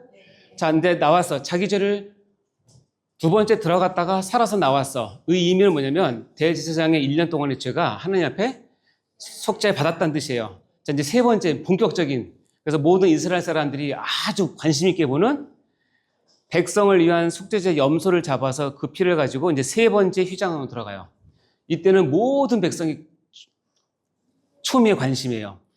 우리 이스라엘 백성 1년 동안 지은 죄를 지금 하나님께서 용서할 것인가 안 할 것인가. 자, 제사장이 들어갔어요. 보통 한 20-30분 걸린다고 하는데 피 뿌리고 했는데 갑자기 소리가 멈추면서 소리가 안 들려요. 그래서 어쩔 수 없이 끌고 나와 보니까 제사장이 죽었어요. 자, 세 번째 대제사장이 들어갔는데 죽어서 나오면 뭐예요? 의미는 뭐예요? 하나님께서 이스라엘의 전 백성의 작년 동안 지었던 죄를 용서하지 않았다는 뜻이에요.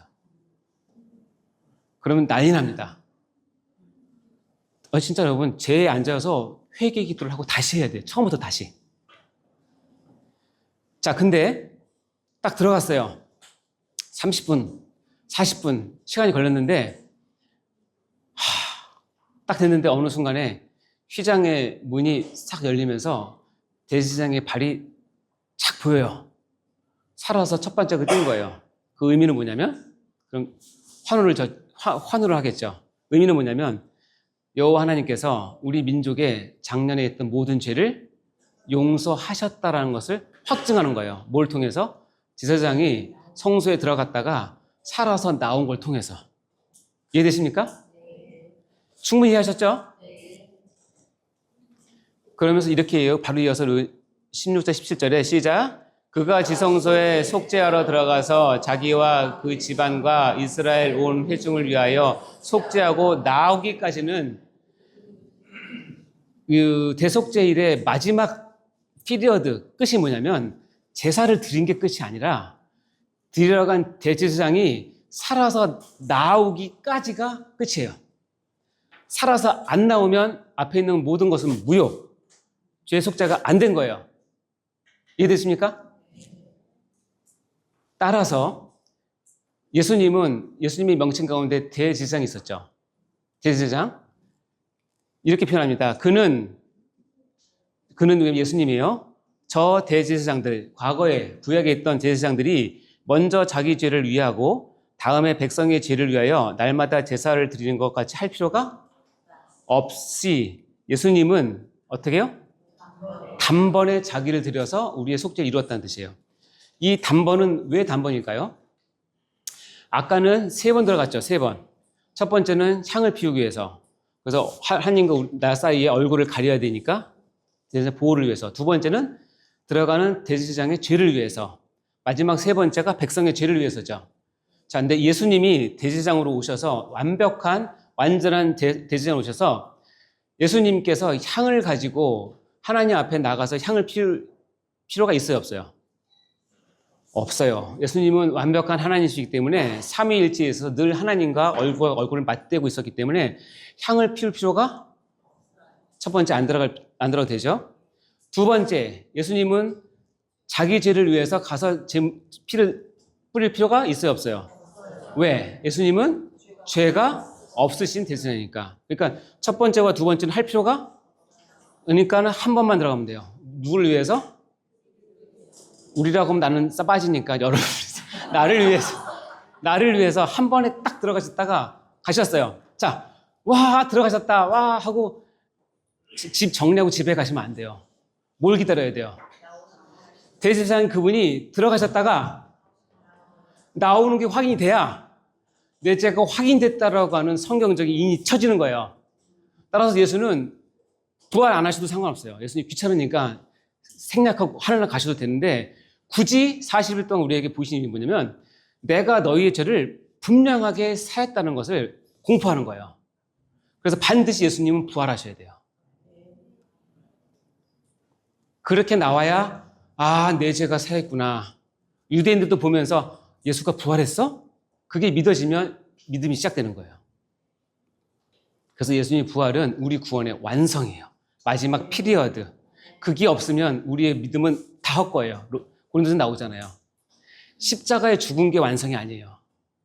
십자가에 죽는 것은 너무나 중요한 우리 속죄의 과정이지만 그것을 하나님께서 인치시고 성경적으로 완성을 해서 우리의 죄가 완전히 사해졌다라고 하는 것을 드러내는 건 뭐냐면 예수님께서 죽음의 권세를 깨뜨리시고 자기 자신을 살아있는 부활체 몸으로 우리에게 직접 보이셔야 돼요. 그래야 우리의 구원이 우리의 죄사함이, 우리의 속죄가 완성되었다라고 하는 성경적인 선언이 끝난 거예요. 따라서 예수님은 반드시 부활하셔야 돼요. 아멘? 네. 그래서 부활, 승천 하시고 승천하셨어요? 하나만 더 볼게요. 하나님은 하나님 보좌 우편에 앉으셨어요. 하나님 보좌 우편에 앉으니까 하나님 보좌는 의자가 몇 개가 있을까요? 상상을 해보면 하나님이 앉으시고 우편에 예수님 앉고 그럼 좌편도 있겠죠. 아, 그러면 우편은 예수님 자리, 좌편 누가 앉지? 이게 많은 사람들이 고민이었어요. 난 좌편으로 갈까? 근데 그런 뜻이 아니라 하나님 우편에 앉으셨다는 것은 제가 안 가봐서 실제로는 모르겠지만 진짜 우편이 있을 수도 있지만 성경적인 의미는 뭐냐면 하나님 우편이라는 뜻은 뭐냐면 하나님의 모든 권세와 능력과 영광과 존귀를 하나님께서 예수님께 똑같이 부여해 주었다는 뜻이에요. 이해되십니까? 네. 그럼 여러분은 하나님 보좌 우편에 여러분도 앉고 싶으세요? 그런 소망이 있으십니까? 예수님 몰아내고 우리가 앉을까요? 근데 놀라운 구절이 있어요. 놀라운 구절. 여러분 이거 여러분의 삶의 소망이 되길 바라십니다. 계시록 3장 21절 시작.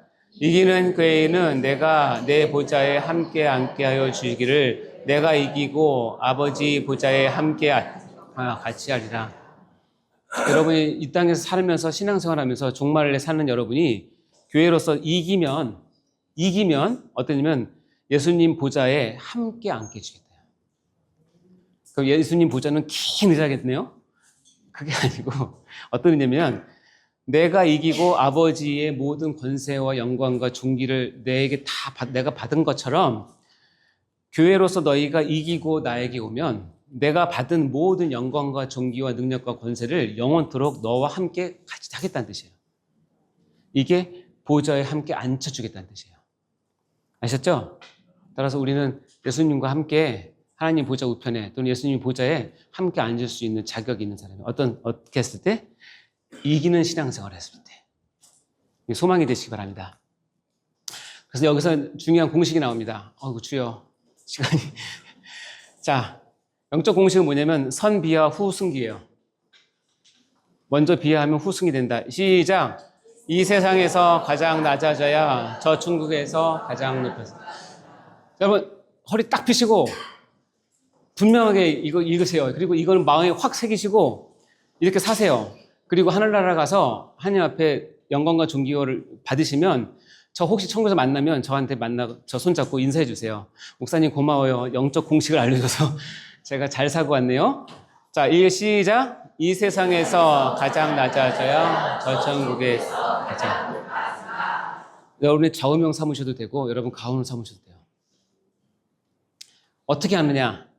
빌립보서 2장에 보면 너희 안에 이 마음을 품으라 곧 그리스도 예수의 마음이니 그는 근본 하나님의 본체시나 하나님과 동등됨을 취할 것 여기지 아니하시고 자기를 비워 종의 형체를 가지사 사람들과 같이 되셨고 사람의 모양으로 나타나서 자기를 낮추시고 죽기까지 복종하셨으니 곧 십자가에 죽으심이라. 여기 믿는 이 밑에 내용들은 비하의 내용이에요? 승규의 내용이에요? 그렇죠. 비하의 내용이죠? 요거 바로 이어서 이러므로 하나님이 그를 지극히 높여 그의 모든 이름 위에 뛰어난 이름을 주사 하늘에 있는 자들과 땅에 있는 자들과 땅 아래에 있는 자들로 모든 무릎을 예수의 이름에 꿇게 하시고 모든 입으로 예수를 주라 시인하여 하나님께 영광을 돌리게 하셨느냐. 여기는 비하의 내용이에요? 승기의 내용이에요? 이해하셨죠? 근데 잘 보셔야 되는데 비하의 내용은 누가 하냐면 여기지 아니하시고 하는 주어가 누구냐면 예수님이에요. 비하의 신분은 내가 주어로 해서 내가 스스로 찾아서 내가 스스로 낮아지고 내가 스스로 이것을 택하는 거예요. 이해되십니까? 비하는 내가 하는 거예요. 아멘? 승기는, 여기는 승기는 주어가 누구예요? 하나님이 하시는 거예요. 비하는 내가 하고 승기는 누가 해요? 하나님이 하시는 거예요. 이게 바뀌면 인생이 꼬입니다. 하나님은 계속 낮추는데 나는 계속 머리 들고 높아지면 절대로 하나님의 영광에 이르지 못합니다. 여러분 비하의 신분은 여러분 스스로 찾아서 낮아지는 그 자리에 여러분 찾아가셔서 하셔야 돼요. 악착같이 하셔야 돼요. 왜냐하면 그래야 승기의 신분을 맛볼 수 있기 때문에 그래요. 예수님께서 이렇게 말씀하시죠. 시작. 너희 중에 큰 자는 너희는 성기는 자가 되어야 하리라. 누구든지 자기를 높이는 자는 낮아지고 누구든지 자기를 낮추는 자는 높아지고. 나왔죠? 여러분 스스로 자기를 낮추셔야 하나님께서 높이십니다. 높아지시려고 하는 마음은 이제 접으세요. 어찌 우리는 그렇게 살긴 틀린 사람들이에요. 끝까지 낮아지세요. 뭐라고 해도. 사도 바울의 이 고백 볼까요? 시작. 생각하건대 현재 고난은 장차 우리에게 나타날 영광과 비교할 수 없다. 오늘 배운 걸로 하면 생각하건대 나의 비하의 신분은 장차 내가 얻을 승기의 신분과 좋게 비교할 수 없다는 뜻이에요. 이 비밀을 깨달으시기 바라요. 현재 고난이 있을 수 있어요. 그럼 더 낮아지세요. 그러면 하나님께서 영광으로 올리십니다. 이게 영적인 공식이에요. 영적 공식, 수학에서 공식 없으면 문제를 못 풀듯이 여러분의 인생에서, 영적인 삶에서 이 공식을 모르면 절대 풀리지 않습니다. 절대 풀리지 않아요. 사도 바울 얘기는 우리가 저번에 했었잖아요. 여러 번 죽을 뻔했다고 했으면서 40에 하나 감염에 지난주에 말씀을 드렸고요. 파선한 것도 말씀을 드렸어요. 그리고 여러 위험이 있었어요. 8가지 위험이에요. 강의 위험, 강도의 위험, 동족의 위험, 이방인의 위험, 시내의 위험, 광야의 위험, 바다의 위험, 거짓 형제 중의 위험이 있었어요. 그러면서 애쓰고 자지 못하고 줄이고 목마르고 여러 번 굶고 춥고 헐벗었어요. 여러분이 가장 못하는 게 굶는 거라 그랬죠? 기억나십니까? 하여튼 이런 것들이 있음에도 불구하고 이게 엄청난 비하의 신분이잖아요. 그런데 사도 바울은 이 비하의 신분을 애써 적극적으로 찾아다니셨어요. 그거를 받으셨어요. 그러면서 그 고백을 볼까요? 이후의 일은 고사하고 시작. 아직도 날마다 내 속에 눌리는 일이 있으니 곧 모든 교회를 위하는 염려. 이 삶이 비하의 신분과 신분의 승교의 신분을 한 몸에 가지신 예수님을 따르고 믿고 본받는 사람이 사는 삶이에요. 제자는 내가 적극적으로 비하의 신분을 쫓아서 이 세상에 낮아지는 것을 취하고 하나님께서 때가 됐을 때 나를 통해서 승기를 올리셨을 때 하나님께서 원하시는 것 나를 쓰실 수 있게 나를 드리는 거예요. 우리의 목적이 승기가 목적이 되면 안 돼요. 어차피 승기는 하나님이 주세요. 우리의 목적은 얼마나 더 낮을 수 있을까? 이게 최고의 목적이 되면 됩니다. 마지막 슬라이드인데 보세요. 고린도전서 15장 31절 시작. 형제들아 내가 그리스도 예수 주 안에서 가진 바 너희에 대한 나의 자랑을 두고 단언하노니 나는 날마다 죽노라. 나는 날마다 죽노라. 제가 처음에 성경을 보면서 이 구절을 읽었을 때 사도 바울 아유 안 됐다 쭈쭈쭈 힘들게 살았구나 고생했는데 이렇게 생각했는데 제가 이것을 깨닫고 나서 이 구절을 읽으면 이제 어떤 생각이 드냐면 한동안은 사도 바울 정말 얄밉다 이런 생각이 들었어요. 이 말이 무슨 뜻인지 알겠는 거예요. 내가 날마다 죽어야 하나님이 올려준 승기를 맛볼 수 있구나는 거예요. 뒤가 생략됐어요. 이렇게까지 했는데 여러분은 날마다 죽노라 당신이나 죽으시고 저는 안 하겠습니다. 이렇게 하시면 안 되고 나는 날마다 죽노라. 벌써 끝이네요. 자, 1번 시작. 예수 그리스도께서는 신성과 인성을 모두 가지신 유일한 중보자이시며 나를 구원하시기 위해 모든 값을 대신 지불하신 구속주 하나님. 아멘.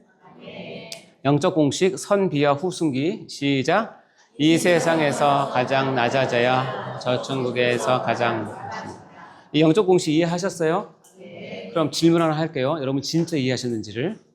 여러분이 이 땅에서 정말 하나님 보시기에 칭찬만 잘 살았어요. 정말 잘 살아서 하늘나라에 올라갔는데 여러분이 예수님이 받은 승기만큼 갈 수 있을까요? 예수님보다 더 높은 그 승기의 영광을 받을 수 있을까요? 왜 아니죠?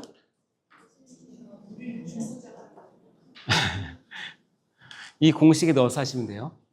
왜 우리가 천국에서 예수님보다 더 높은 승기의 영광을 얻을 수 없냐면 이 땅에서 예수님만큼 더 낮아질 수가 없기 때문에 그래요. 우리가 아무리 낮아도 예수님께서 이 땅에 낮아지신 만큼 우리가 따라갈 수가 없는 존재이기 때문에 거꾸로 하늘에서는 천국에서는 예수님보다 더 높은 지위를 얻을 수가 이거는 공식이기 때문에 그래요. 예수님처럼까지 못 가더라도 최소한 여러분은 하나님 보시기에 정말 이 영적인 공식대로 살았을 때 여러분 정말 제가 다시 말씀드리지만 천국에서 이것을 맛보면 저를 만나시면 꼭 인사해 주세요. 그러니까 목사님 감사합니다. 잘 알려주셔서 이렇게 사셔야 됩니다. 아셨죠? 네. 다시 처음 질문을 할까요? 예수 그는 과연 누구십니까? 여러분이 알고 있는 예수 누구십니까? 여러분 예수님을 믿고 따르고 본받는다는 거, 이것은 예수님의 본성과 인성 그리고 예수님의 신분을 다 이해했을 때 나오는 제자도에서 나오는 거예요. 여러분이 이 예수를 여러분이 구주로 삼으셨다면 예수께서 하셨던 것을 따라가셔야 돼요. 그것이 내가 예수를 정말 잘 아는 방식입니다. 아멘? 아까 했던 찬양인데 오늘 말씀 나누면서 내가 예수와 함께 어떻게 살 것인가를 깊이 묵상하는 그런 시간 됐으면 좋겠습니다. 같이 노래 불러보겠습니다.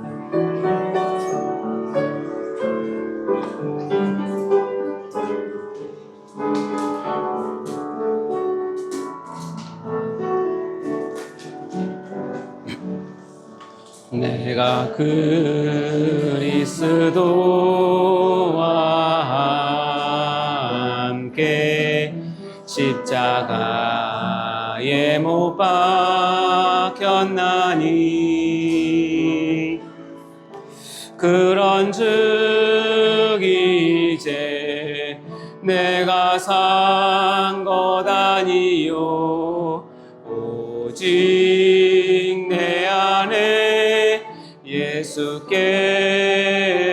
예수께서 사신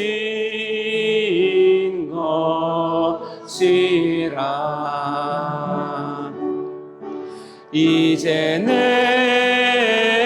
내가 육체 가운데 사는 것은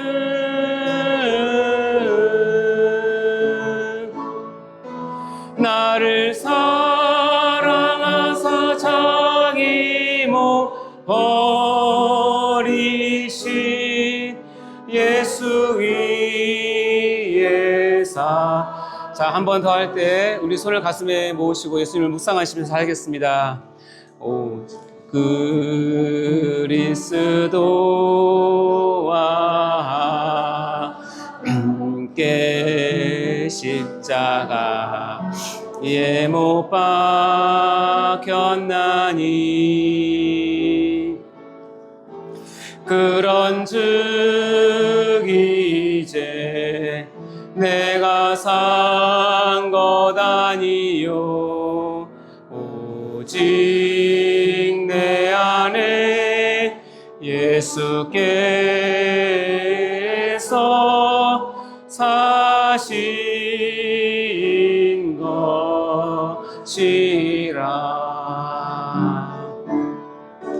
이제 내가 육체 가운데 사는 것은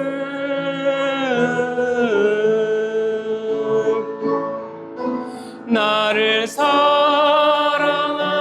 자기 몸 버리신 예수 위에 산 것이라. 오늘 우리는 우리 예수님은 신성과 인성을 함께 지니신 참 하나님이시면서 동시에 참 인간이심을 배웠습니다. 예수님은 그의 사역과 성품에도 이 두 본성을 온전히 나타내셨죠. 또한 비하와 승귀의 신분을 모두 가지신 분이십니다. 따라서 우리는 이 세상에서 가장 낮아질 때 저 천국에서 가장 높아지는 영적 원리를 배운 것입니다.